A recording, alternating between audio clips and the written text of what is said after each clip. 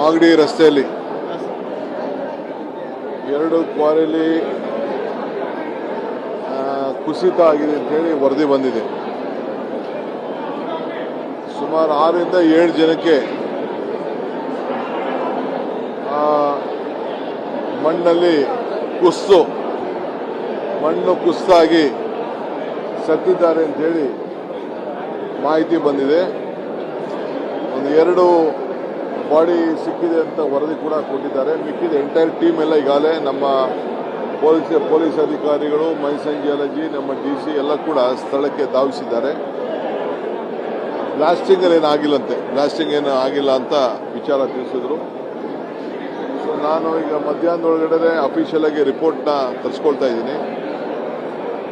ಆಮೇಲೆ ಅದು ಏನು ಮಾಡಬೇಕು, ಏನು ಸೂಕ್ತ ಕ್ರಮ ಕೈಗೊಳ್ಳಬೇಕು, ಜಾಗೃತಿ ಕ್ರಮ ಕೈಗೊಳ್ಳಬೇಕು, ಆ ಕ್ವಾರಿ ಲೀಗಲ್ಲ ಇಲ್ಲೀಗಲ್ಲ ಅನ್ನೋದು ಕೂಡ ಅಫಿಷಿಯಲ್ ಆಗಿ ವರದಿನ ನಾನು ತರಿಸ್ಕೊಳ್ತೀನಿ.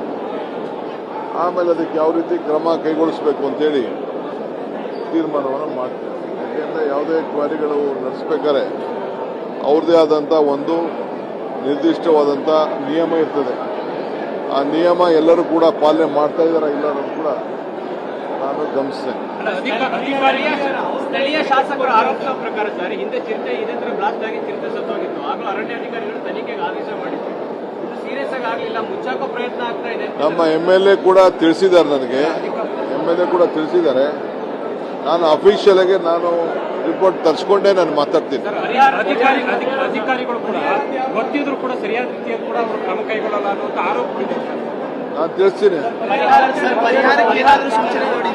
ನೋಡಪ್ಪ, ಎಷ್ಟು ಜನ ಸತ್ತಿದ್ದಾರೆ, ಏನಾಗಿದೆ, ಫಸ್ಟ್ ಮಾಹಿತಿ ಬರಲಿ. ಪರಿಹಾರ ಬಂದ ತಕ್ಷಣ ಯಾರು ಸತ್ತಿರೋ ತಕ್ಷಣ ಬಂದ್ಬಿಡಲ್ಲ. ಪರಿಹಾರದಕ್ಕೆಲ್ಲ ಪ್ರೊಸೀಜರ್ ಇದೆ.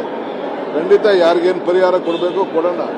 ಬಟ್ ಇಂಥ ಘಟನೆಗಳು ಆಗಬಾರ್ದಲ್ಲ, ಅದು ಬಹಳ ಮುಖ್ಯ ನನಗೆ. ಪರಿಹಾರಕ್ಕಿಂತ ಇಂಥ ಘಟನೆಗಳು ಮುಂದಕ್ಕೆ ಯಾವುದೂ ಆಗಬಾರ್ದು. ಇದು ಬಹಳ ನಾವು ಜಾಗೃತರಾಗಿ